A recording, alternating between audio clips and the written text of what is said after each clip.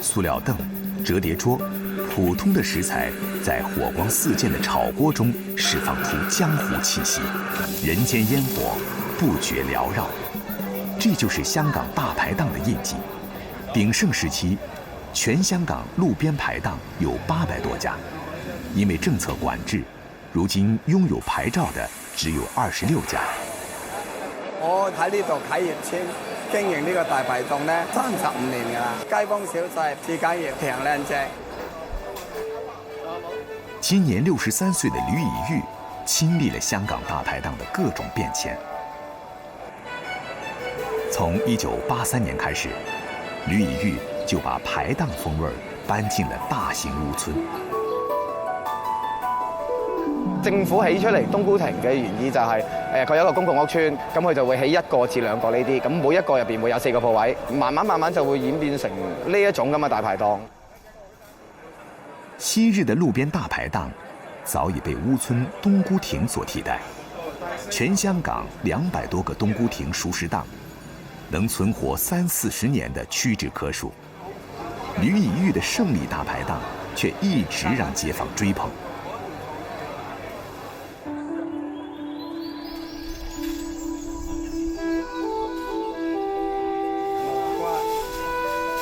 每天下午2點，呂以玉總會出現在街市。西芹就呢啲菜心咧，嗱起菜花嗰層咧就唔好用啦。你見到呢啲花嗰啲，你又撥開佢攞啊，嗰啲未開花嗰啲。每逢假期，大兒子呂昭廷都會跟隨父親身後來偷師。呂昭廷深知，對食材的辨別和挑選，父親有着獨到的眼光。我7幾年嚟香港做咗成7-8年街市，咁啊變成對呢一方面咪有認識咯。7年街市生涯，練就出呂以玉對食材挑選標準的苛刻。每一塊肉，每一把菜，甚至是每一根葱，都必須經過自己的手才放心。呢啲係盲爪，攞翻去一陣間就死㗎啦。但係呢隻係咧就肥，又夠肉。快走啊！千挑萬選，何事最好？2個小時的挑食任務結束後，父子倆馬不停蹄地趕回排檔，準備迎戰繁忙的週末晚市。龍躉、龍蝦、鮑魚、白鱔，這些大酒樓才會有的食材，竟然是呂以玉大排檔裡最受歡迎的菜式。呂以玉的經營理念顛覆了傳統大排檔菜式的定位，他用上等的食材結合傳統的排檔風味，以大眾化的價格一街坊。為了吸引客人嘗鮮，他最先想到的是港人最愛的龍躉。魚片咧就薄啲咯，薄一半到啦。頭先0.2或者0.3個先係一個打邊爐咯。連埋皮嚟講咧，啲皮咬落去咧，好似食脆肉飯咁樣，爽爽地。深知港人愛打邊爐，呂以玉最先想到了推出龍躉火鍋。但這個火鍋並非湯底加魚片那麼簡單。肚腩嚟講咧就拉油，啲肉咧彈起啊嘛，跟住啲火腩就煎嘅，跟住我哋有好好多個龍湯喺度啊嘛，跟住啲肉飛水落底。258塊錢的龍躉火鍋套餐一推出，街坊蜂擁而至。呂以玉又大膽地推出黑松露碧綠蝦球、竹升海皇翅、品鮑魚花菇鵝掌和蝦多士等新菜式，這樣100-200塊就能讓食客在大排檔的夜市裡嘗到星級酒樓的味道。以呢個套餐嘅形式，等啲街坊多啲選擇啦，又唔使諗得咁辛苦。喂，呢幾個餸，咁你話價錢又平啲啦，食套餐就薄利多銷啦，所以維持到咁多年啦。從晚上7點到凌晨1點，呂以玉父子相互協調跑全場，後廚培哥負責廚房總把控，各就各位，各司其職。其實做呢一行好慘嘅，特別做我哋呢啲，任何大時大節你就要做，人哋普天同慶，我哋一定要開工。看似不起眼的大排檔，实则不简单。价平量足，货气够，吃得爽，喝到嗨，这些都是大排档的独有标签，也是宵夜文化的一個發展與傳承。即係你話喂呢個大排檔咁樣，我哋做咗30幾年，咁我哋他朝有一日真係爸爸話唔做，咁我願意做嘅。盛夏的南方，伴隨老廣的不僅僅是酷熱炎炎，還有無法躲避的狂風暴雨。15、16號颱風相繼來襲，讓原本熱鬧非凡的海陵島異常平靜。客人一般嚟呢度咧都係美食沙灘沖下浪咁。平時咧我哋呢邊咧都坐滿好多客人㗎，即係呢次嘅颱風影響到我哋呢邊嘅客人咯，基本少咗2/3咁。韓真，陽江海陵島上的美食創作者，每年至少有20萬旅客品嘗過他的手藝。與其他美食創作者不同的是，他施展廚藝的地方在大海上。成個島就係得9間海上大排檔啦，我喺啲海上大排檔度都支持到10幾年啦。11年的海上掌勺經驗，練就出韓真對海鮮烹調的精準把握，尤其是海陵島上的各種蟹，無論哪種做法，都讓食客們垂涎欲滴。而家休漁期，加埋啲颱風影響，海鮮嘅種類都比較少。但係最想要嗰種沙蟹同埋啲石頭蟹而家休漁期都叫唔到，要等開漁期先可以叫到。巧婦難為無米之炊，韓真只能把希望放在1年1度的開漁節後。可天公不作美，開漁節將近，颱風卻來湊熱鬧。又推遲咗呀！雖然還有2天才能出海，但很多漁民已經按捺不住了，冒着強風暴雨，在各自的船上張羅着出海的準備。好期待啊！冇船開飯啊！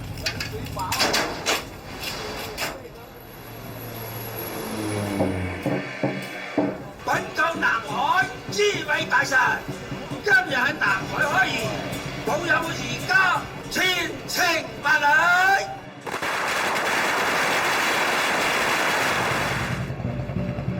16號颱風的尾巴還沒有越過海陵島的上空，開漁節的漁期比原計劃遲了1天升起。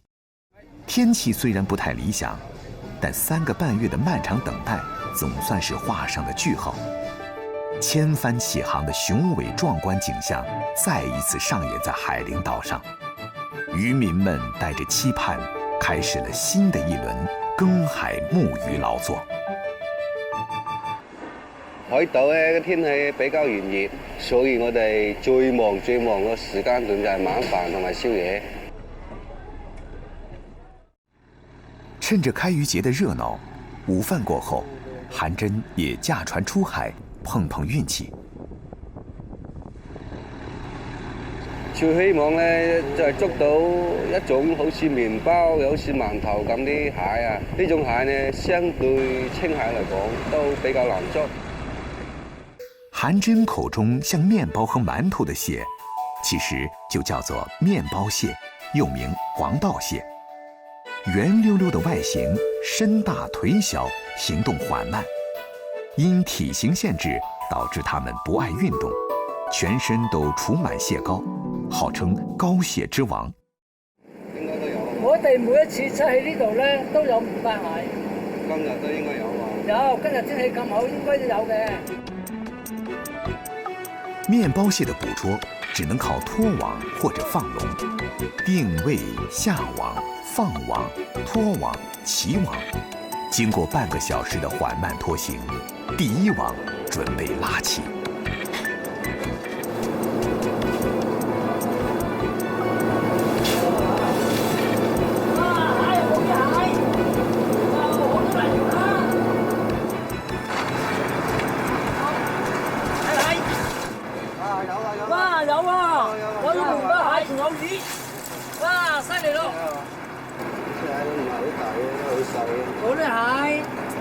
月份咧就唔係好肥，就好瘦。如果遲一排咧，應該係好好噶啦。齐王2次，收获甚少。韩真带着稍许失望，打道回府。开渔节的第3天，17号台风又要正面袭来，渔船纷纷回港避风。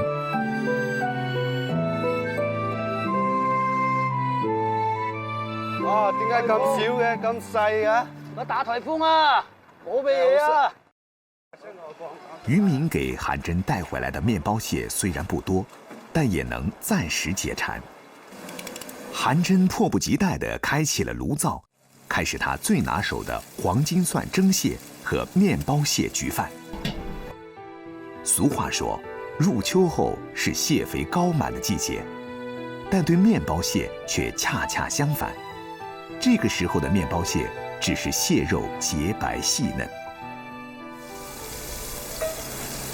首先燒開個鑊，加啲五花腩落去爆香佢，再倒麵包蟹啲膏落去，之後倒埋啲蟹肉、蟹殼一齊炒香、點香，咁啊就可以倒落啲飯度啦。呢煲嘅飯咧就吸晒啲麵包蟹啲海鮮啲鮮味，同埋啲五花腩啲香味，就係特別香、特別好口。忙完了最後一張單，韓真親自下廚，用來之不易的食材製作自己的夜宴。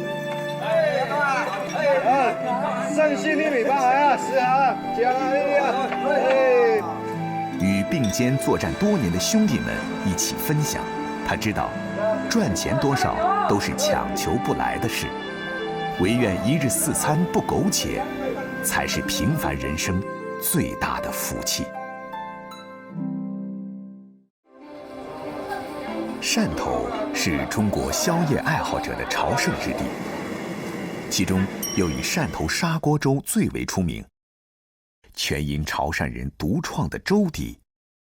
粥在與各種各樣的食材相遇後產生奇妙的變化，但是40年前的潮汕地區並沒有用砂鍋來熬粥的先例。马上做，我中午没给我讲。啊。鱼翅鳗鱼粥，每天晚上最后一碗粥都是煮给我妈妈做夜宵吃的。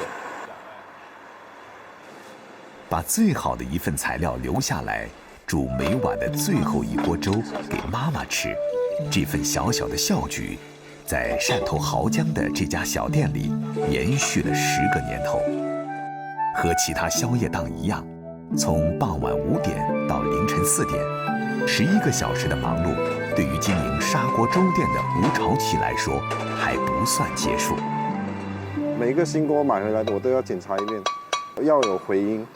你像這個有裂痕，不要。這家20平米不到的小店，由吳朝奇父親創辦，靠着一個小小的砂鍋，營業了22年。今年30歲的吳朝奇，至少已經10年。我從16歲出去外地打工，20歲回來接手父親的手藝。吳朝奇剛滿20歲那年，遠在馬來西亞的他接到父親病逝的消息，當即辭去了他鄉的工作，奔赴回國接手父業。一些衛生啊、質量啊，回來改動了一下，魚的質量肯定要固定。我父親那個時候是跟供應商拿的，我是不行，我要自己去挑貨。買魚是要靠運氣的。從濠江到汕頭海鮮市場整整20公里，為了尋求一手好食材，這條夜路吳朝奇走了10年，風雨無阻。大清早的海鮮市場人頭攒動，要在眾多早起的覓食者手上搶到理想食材，除了要講經驗，還得看運氣。煮得好唔呀？是啊，乜劍劍，好似啱啱就嗰條小切，咁我就好。拎手大師。哦。用各種魚來煮砂鍋粥，是吳朝奇接手副業後的新亮點。但要挑選和處理各種不同的魚，並不是一件簡單輕鬆之事。表面就有一層沙，它一定要經過熱水處理才能把这层沙洗得掉。来来回回穿梭在市场里，所需食材到手后，天已经亮了。买来鱼呢，要先开肚，把肚子里面的内脏全部清理出来，然后我们再擦掉里面内脏的那些血水，然后我们就可以放冰箱了，下午再来处理。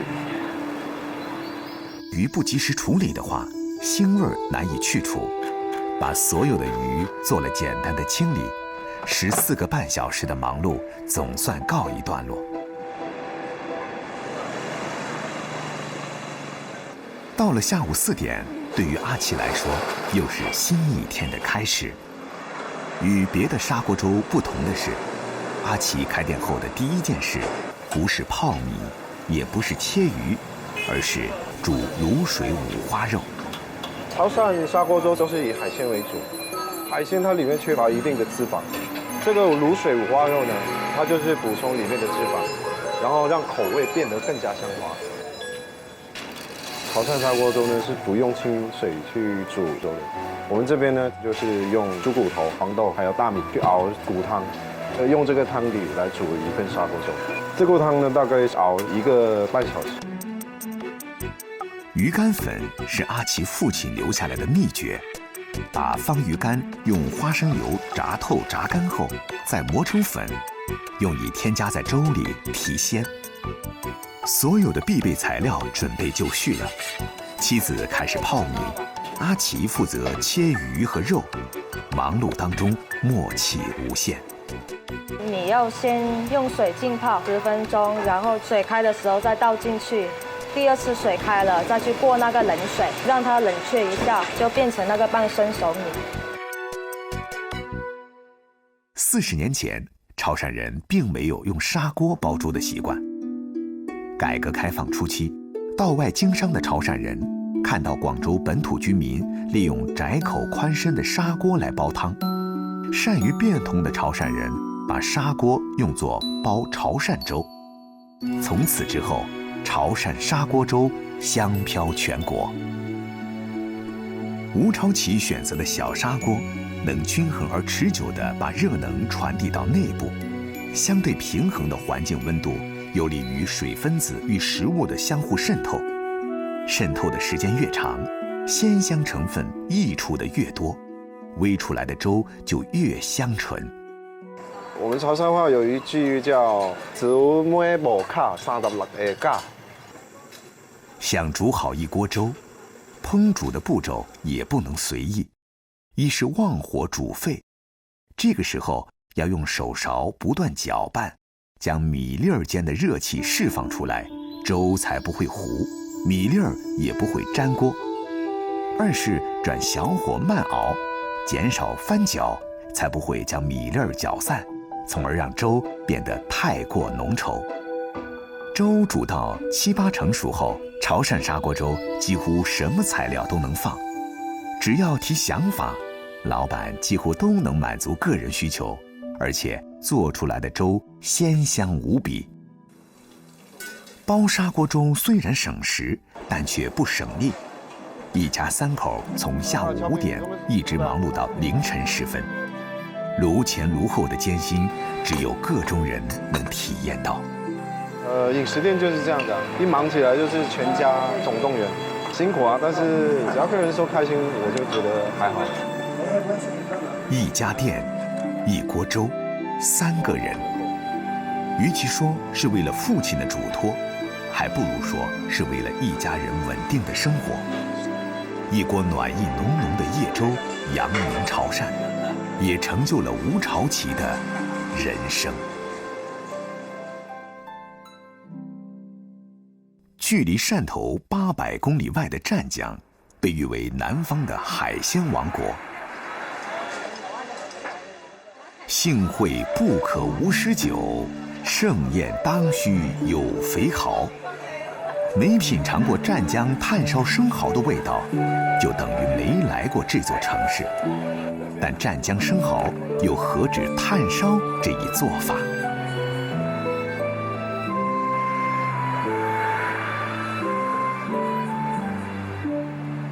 深夜时分，各路口味刁钻的夜食者陆续结束了夜生活的最后序曲。经营夜食店的王志德把最后一桌食客送走了，却没有就此结束一天的忙碌。做咧，有咩成做包嘅？我人咩去話都兩個鐘頭嚟做佢睇嚟試試，佢拖佢溫度，你要佢之後嚟做。可以啊，可以試。對啊，讓佢試試下。你哋係做下個？呢個我啲農人都可以啊，我都加嘅，可能加嘅嗰個成手。路條加成手落下個農人，一個好嘛嘅。食不厭精，快不厭細，这些看似简单的烹调方式，是王志德和后厨反复钻研了2个多月的结果。爱好总能激发人的无限动力，餐饮者总避免不了要与时间赛跑。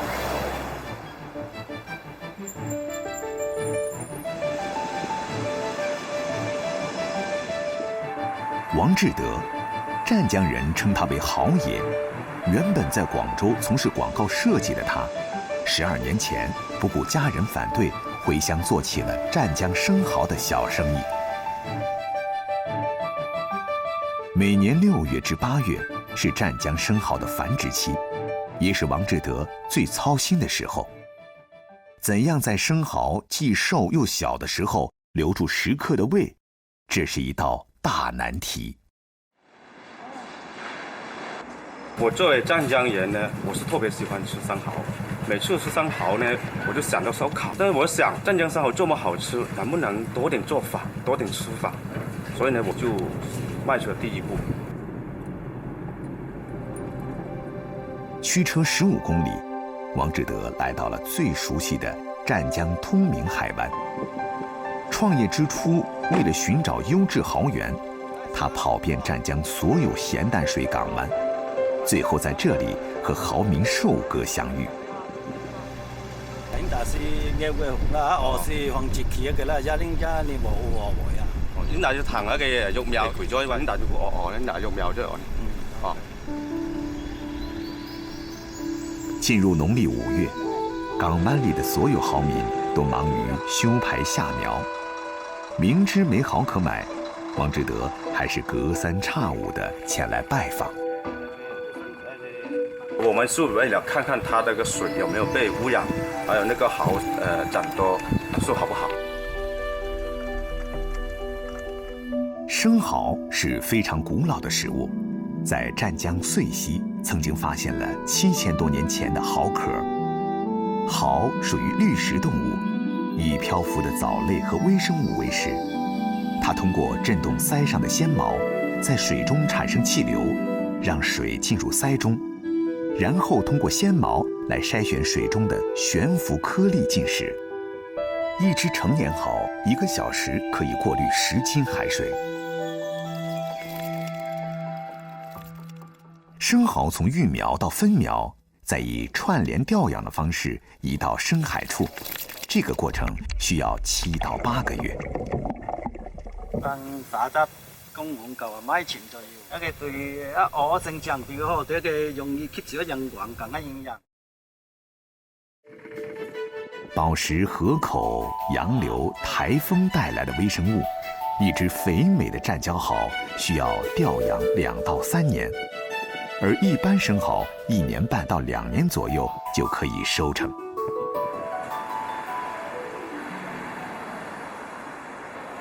自从湛江遂溪县第一个炭烤生蚝问世，宵夜里炭烧湛江生蚝的热度就从这个偏远的小城蔓延开去，并持续了近40年。虽有历史，但湛江生蚝一贯被烙下了难登大雅之堂的印记。近10年来，王志德正努力改变这一印象。我是选最好的蚝，然后在蚝清洗的过程呢，我就费的比别人的成本都高很多。全都是用机器啊，还有再经过人工手刷，还有流动的手不断的在刷洗它，表面的泥全部擦得干干净净。用广告人的思维和审美创作美食，从里到外给湛江生蚝带来新元素和新标准。传统的基本就是蒜蓉，因为蒜蓉呢，很多人呢吃了就是有一些口气嘛，我就想到能不能用一些水果来代替这个蒜蓉，所以呢研究出来有几种呢，大家都蛮受欢迎的。从蒜蓉蚝到水果蚝，从芝士蚝到酸汤蚝，从广告人到烧烤佬，再到生蚝专门店创始人，王志德整整用了11年时间，把单一的炭烧生蚝做成月下豪宴。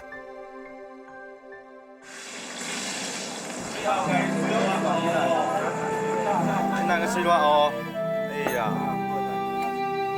媽，遲下嘅那個一件啱啱前咗嘅要佢照哦，做到咩前咗佢咯哈，因为热爱，王志德既把开店做好当谋生的手段，更是实现内心理想的寄托。在烟火缭绕的日常里，我们看到了宵夜界里新一代的坚持与创新。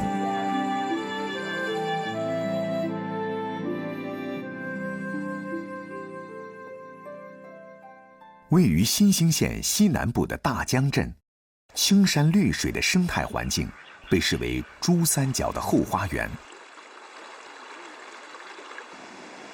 平時都去行山㗎，有時行山中意去河黑下底有冇啲咪咪。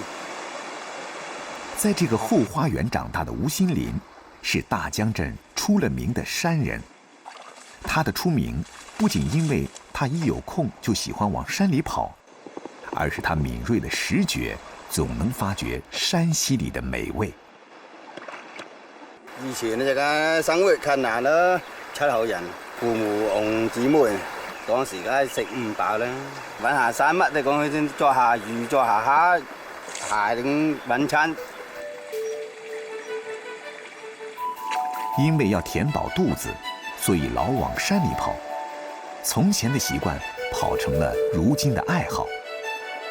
而每次上山，吴新林总会自然而然地带上一包柚饵，把柚饵半遮半掩地铺盖在山溪里的石缝下。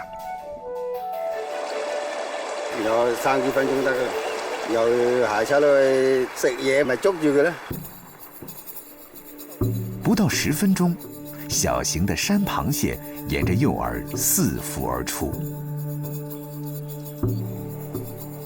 有時有幾斤，有時候3斤呢，我哋捉餐啦。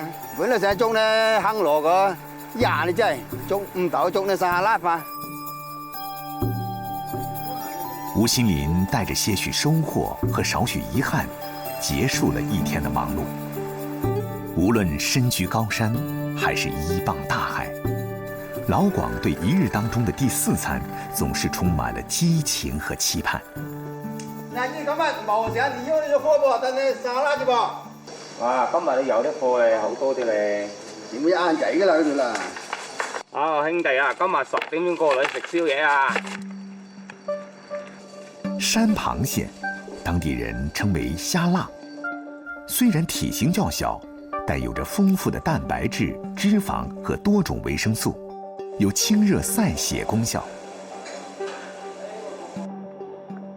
一天的忙碌下来，总想有一些地道的美味来犒劳疲惫的身躯。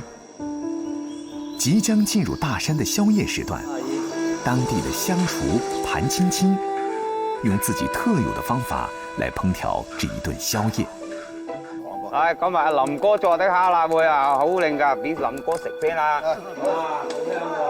油炸虾辣、虾辣鸡蛋汤、蓝角炒米粉，虽然都是新兴宵夜的特色，但是在吴新林和盘青青的心中，少了山坑螺的味道和吸螺肉的过程，总感觉不够完美。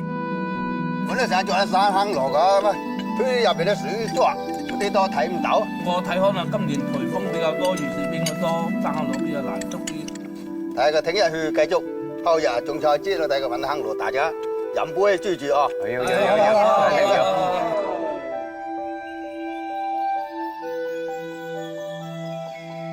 明天就是中秋节了，除了必备的月饼外，新兴人的赏月餐桌上更是少不了鲜味的紫苏炒螺。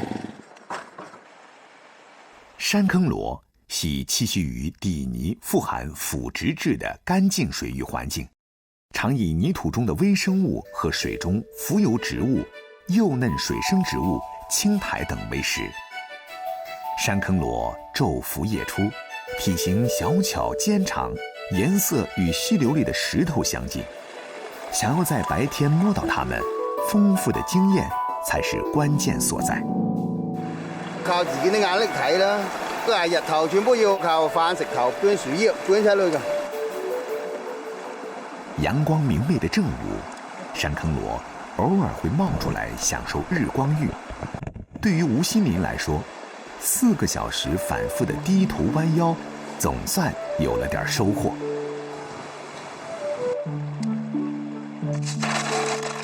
用清水隔天靜養，令其吐清雜質，去除泥味兒，是一個不可缺少的過程。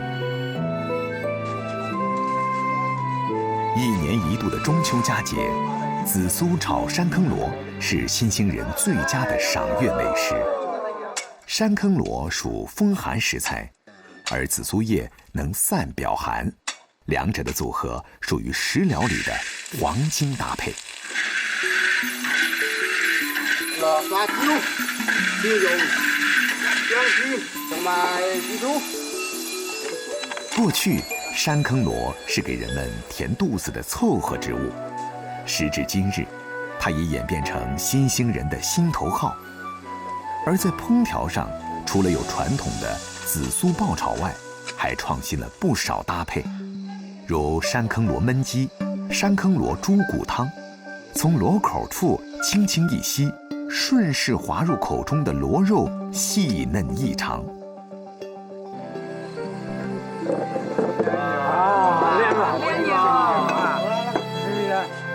山坑螺不屬於名貴食材，最多只能算是家鄉美味，但每一個新興人都愛它的鮮、爽、香，這也是吳新林嚮往大山的原因之一。